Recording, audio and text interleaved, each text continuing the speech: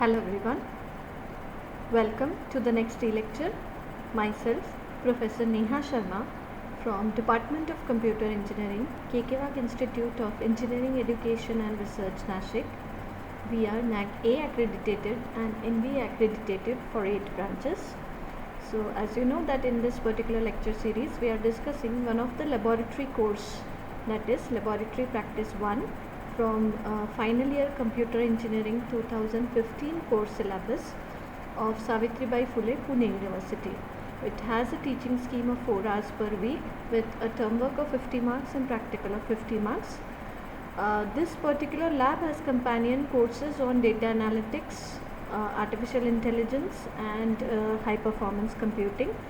So in continuation, in this particular lecture we are going to discuss the third assignment of data analytics portion of this particular lab. So let us begin. As per our usual practice, let us discuss first the objectives and the outcomes.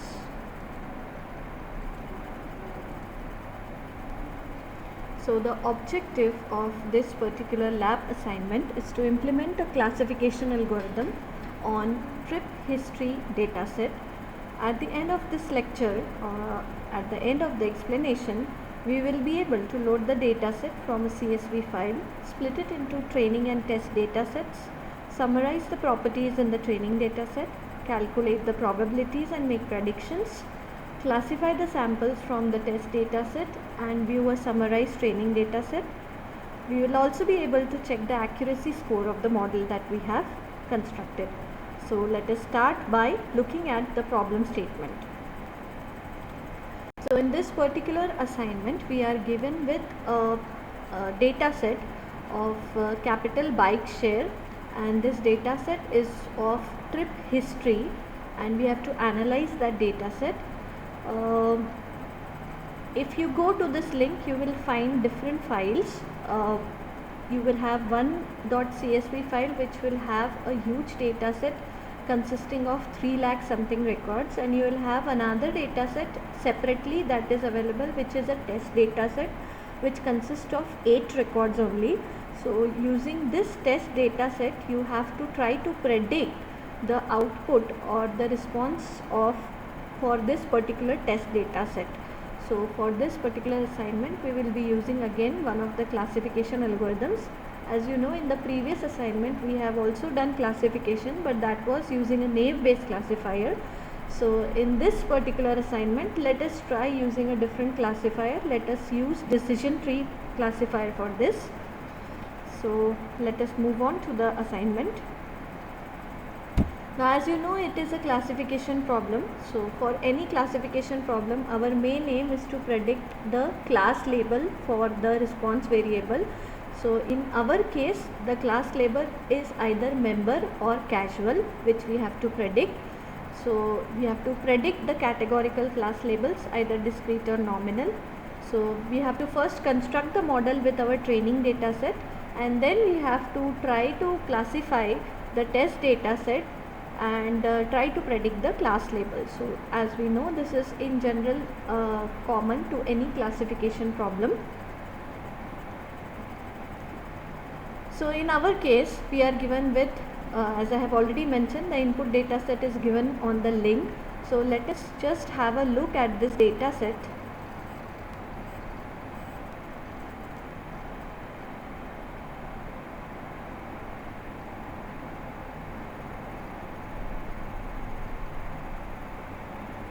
The system is getting slower, so please bear with it.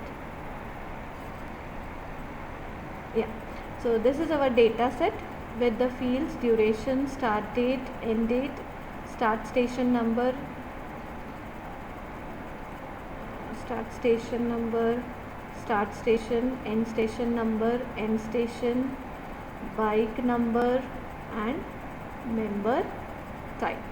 So as you can see, you have 1, 2, 3, 4, 5, 6, 7, 8, 9 columns.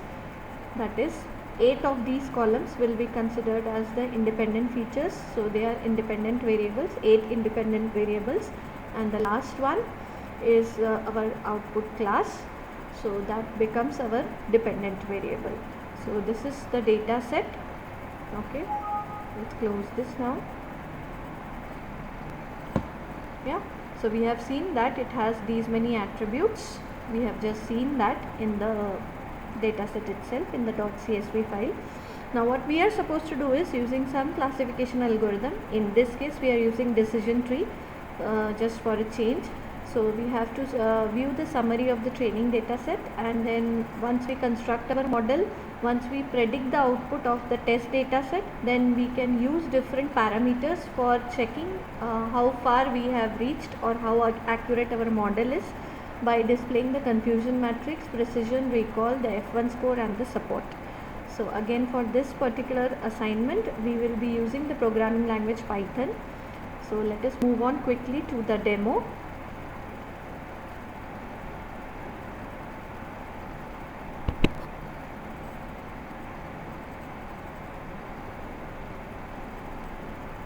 Yeah. So many of the things are very similar to the previous assignment that we will skip. So in the very first statement we are importing pandas as PD because we will be working with data frames. We will be loading our data set in a data frame. That is why we need this package pandas. So we are using pd.read CSV. We are trying to read our CSV file, which is capital Bikers share trip data.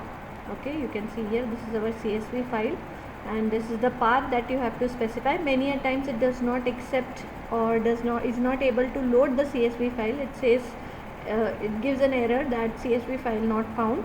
So in that case you have to specify the complete path just as I did here. Okay, where exactly your CSV file resides, you have to provide the complete path, and then you will get rid of that error. So once I have loaded the data set, let us follow our usual practice. First I want to view the information of that data set. So the function that you know to view the summary or information of the data set is dataset.info. So let us execute this much section.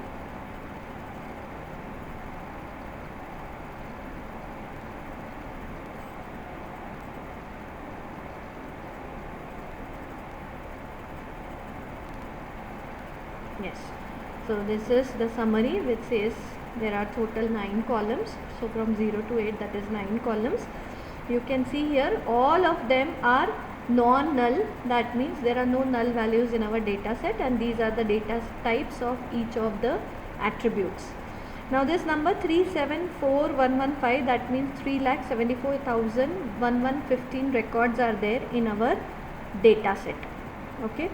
So if I want to view the statistical information, I will use dataset.describe for that, which will display the mean, standard deviation, min, 25%, 50%, that is the first, second and third quartile information, and count, that means total number of values in the respective attribute. So all the values are present, there are no null values. That is why in the first row you can see all values are 3741115.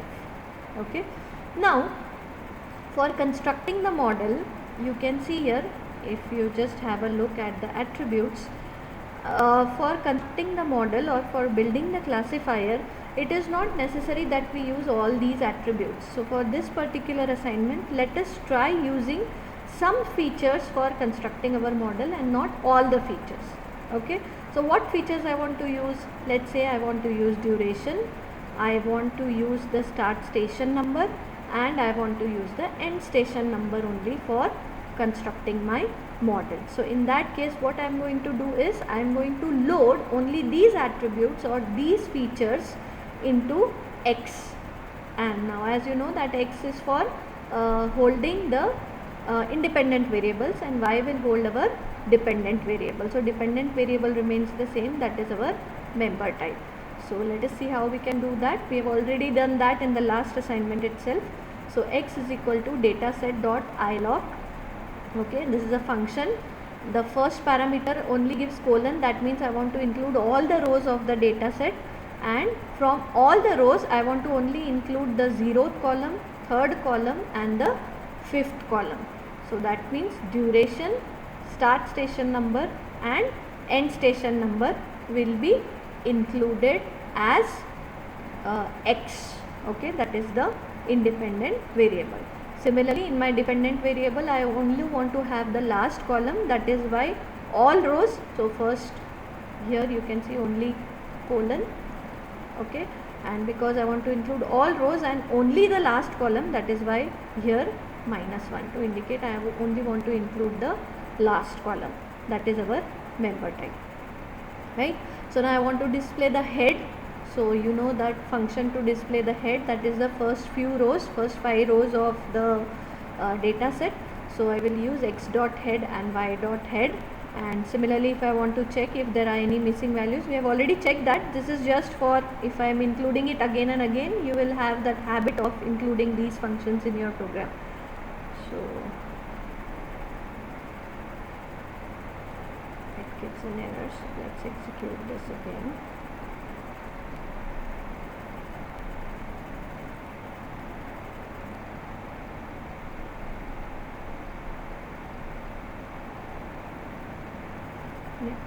So first few rows are being displayed.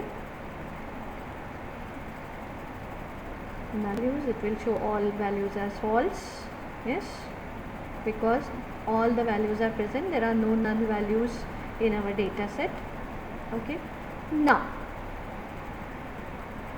we'll try. In the last assignment, we have used a standard scaler to scale our data set. In this case, just for a change, to show you how a categorical field is converted into a binary kind of a thing, into a binary kind of mapping. So just for that change, for you to understand, in this case we are using label encoder. Okay, now what is the function of label encoder here? Label encoder, what it does, it scales your values between 0 to number of classes -1. In our case, you have only 2 classes. Okay, so it will scale your values to 0 and 1. Okay, that means if your member type is member, then maybe it will consider it as 0. If it is casual, it will consider it as 1, or vice versa, right?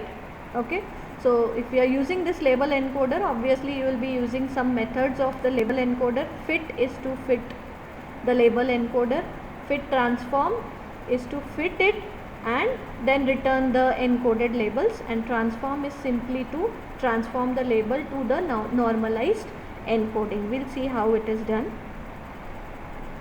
So it is again, this label encoder is a part of pre-processing module. So from sklearn.preprocessing, we are importing the label encoder, and then we are constructing an object here of label encoder, and using that object I am using the fit transform function on what?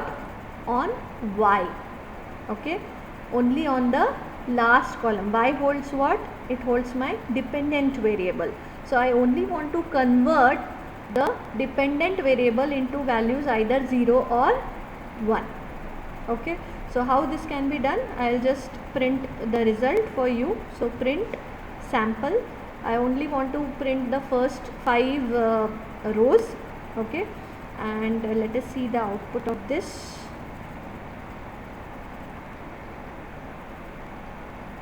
Can you see here?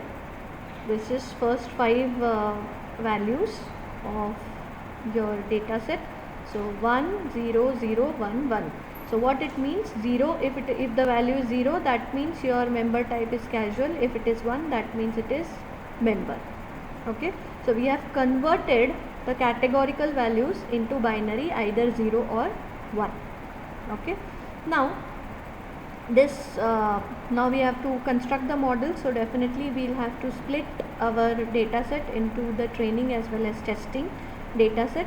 So again we will import train test split just like in the previous assignment, and then we'll keep the test size same as 0.25, that is 25% of the records will be considered as the test data set, and 75% of the records will be considered as the training data set. So as we have seen, there are total 3,74,115 records. So 25% of it gives us 93,529 records in the test data set, and 75% gives us 2,80,586 samples. Okay, so now we will construct our model. So for this, as we have mentioned in the last assignment, we have used naive Bayes classifier. In this case, we will use decision tree classifier. So how to do that? From sklearn.tree, we are importing the decision tree classifier, and for construction, we will use, let's say we'll create an object classifier is equal to decision tree classifier. Now it has various parameters here. Okay, so criterion is equal to entropy we are using here. So for, as you know that in the lectures of data analytics, we have already discussed this decision tree concept. So for construction of decision tree, we have already discussed how to use entropy. So for constructing the tree, we use the most informative attribute. So for this purpose, you can use either of the two criterion. You can either use entropy or you can use Gini index. So in this case, we are using entropy. So that is why criterion is equal to entropy. You can change here to Gini also and then check the impact of it on your model. Then min samples underscore leaf is equal to 4. This indicates that how many number of minimum number of samples I want my leaf node to hold. Okay, so in this case I have kept it to 5. You can increase or decrease this and see the impact on the model that we are constructing. Then you have random size, random state. It has already been discussed in the last assignment. So now using this we are creating a model and we want to fit it on the training data set. So the parameters that you pass is X train and Y train. Now once you have constructed the model, then what is the next thing that we usually do? We want to now make the prediction. So prediction is usually made on the test data set.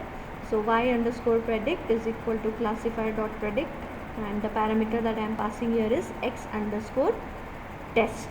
Okay, because we want to do the prediction for the test data set. Now once this prediction has been done, obviously we want to check how far what is the accuracy of our model, and we want to be able to construct the confusion matrix, and we want to check what is the precision and recall and F1 score and support for this. So for that purpose, let us say first I want to display the accuracy score of my model. First let's execute it till here so that we are in line with the explanation.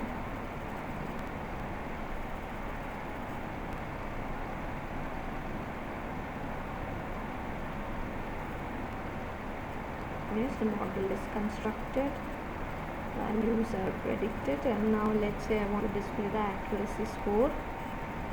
Yeah, so you can see here, to check the accuracy score, obviously what parameters we have to pass? We have to pass y test and y predict. In y test holds what? The actual results, and y predict holds the predicted results. So we want to compare these two, okay, and calculate the accuracy. In our case it is 0.7915. okay, that is our accuracy. If you want to display it in terms of percentage, you have to simply multiply it with 100. It gives us 79.15%. Similarly, as we have seen in the last assignment, if we have to display the confusion matrix, we have to import it from sklearn.metrics and again pass the same two parameters to confusion matrix and display it. Let us see what it is displaying.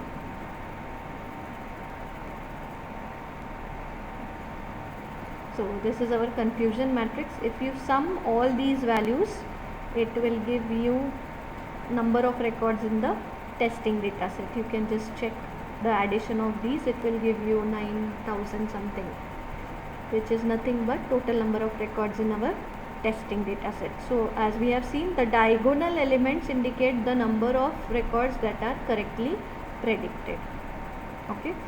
Similarly, if we want to display precision, recall, F1 and support, we have to import that package and use it just like we did in the last assignment.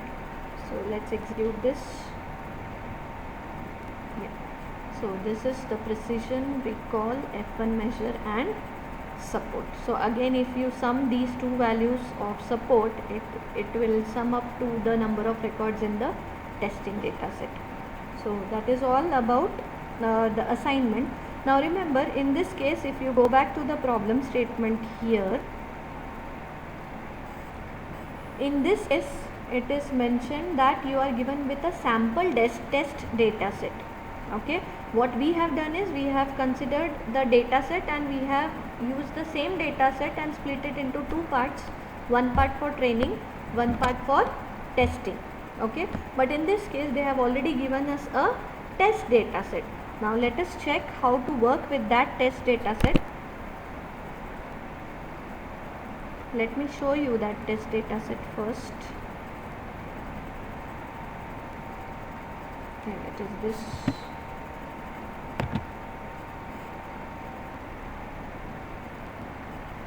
This is our test data set. Now why we call it as a test data set here is, you can see the last column is unlabeled. It is having values question mark. That means we have to predict the values of these particular records. Okay, so in that case this particular data set is unlabeled because we have to predict the label, right? What we have done in the assignment is we have taken the actual data set, the original data set, we have split it into two parts, where the test part also has, that means we are aware of the actual outcome. Okay, now if this particular data set is given to us and if we have to predict, let us see how to do that. So for that case, so what I have done in dataset, I have loaded the original dataset. In DF, I have loaded the test dataset, and in DF1 what I have done is, I have done the same thing, but using the original dataset, I have simply taken the first 5 rows of that particular dataset.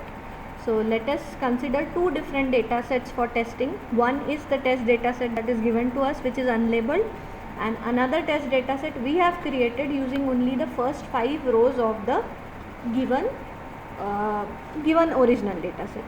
So that is our DF1. Okay, now let us try executing this part.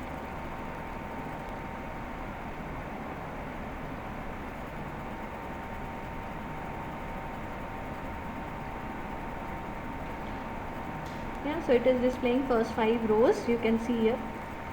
Then the dataset dot summary will display the summary information. Dot describe will display the statistical information. Let's execute till here. Everything is the same, only I have used the same commands on different datasets.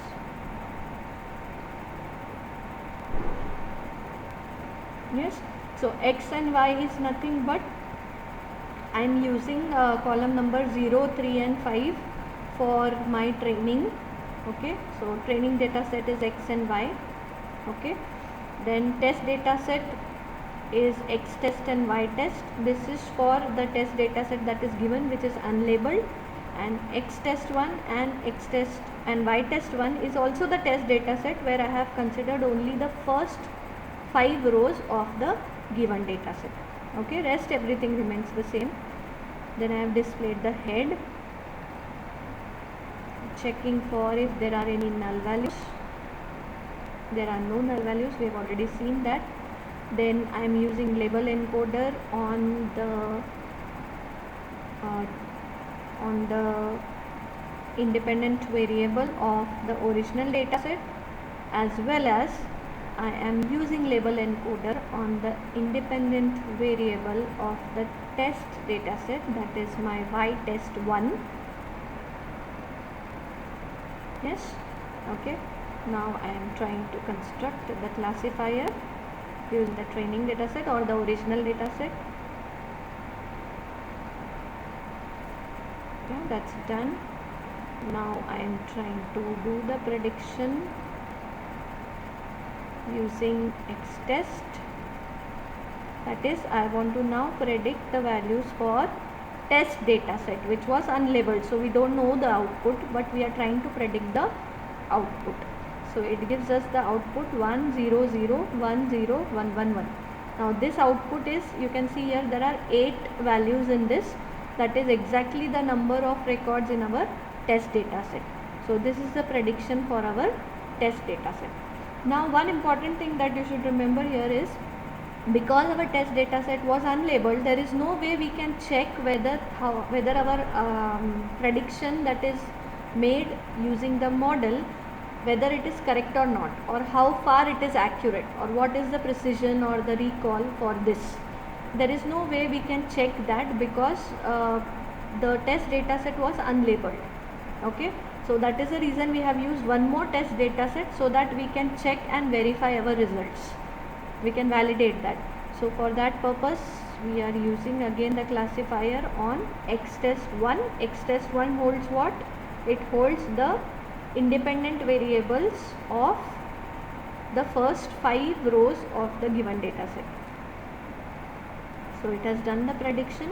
Now I can compare these values to the actual output, because I am aware of the actual output. This is nothing but first 5 rows of my data set. So if you want to check it will give us correct results or not, we will again use the accuracy, precision and recall and F1 score for that. So let's check that. In this case accuracy is 1, that means 100% accuracy, means all the values that are predicted are correct. Okay, same you can see here in confusion matrix, you will only have diagonal values. See, 2 and 3 are present as diagonal values. There are no misclassified results here, that is why this and this is 0.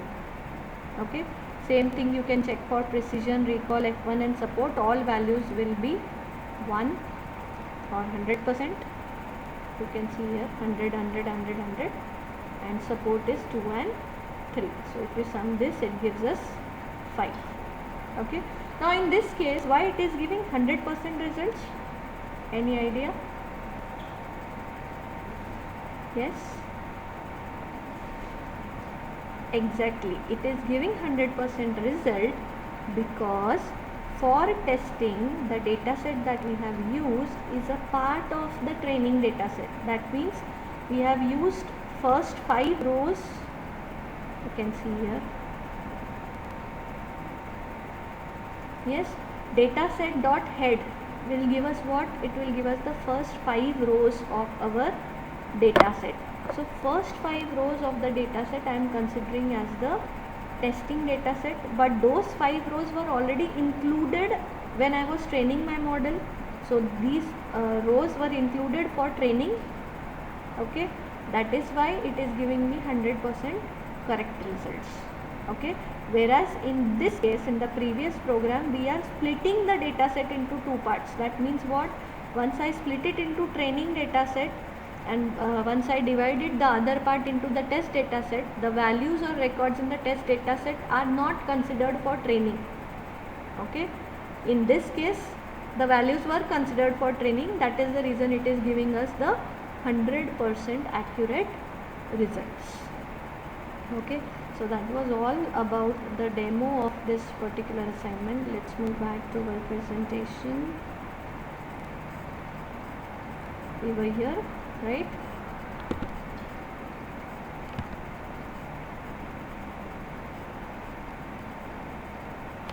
Over here.